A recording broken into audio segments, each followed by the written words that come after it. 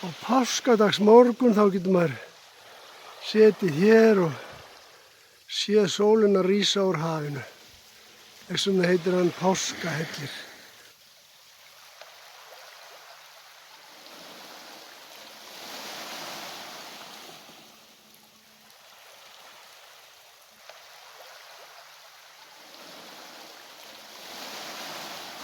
Og þessar holur eru nefnilega eftir trjáboli. Þegar voru eitthvað skógur og það eru 12 aldir síðan hraunið rann hérna.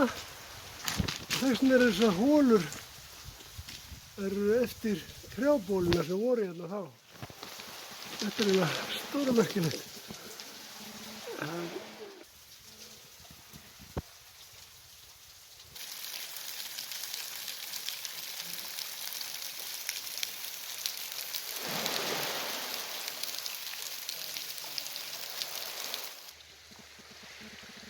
Hér er svo friðsælt.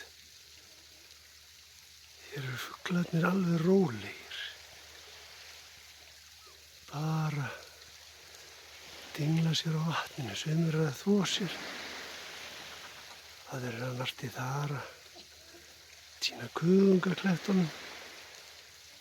Hér er friðsælt.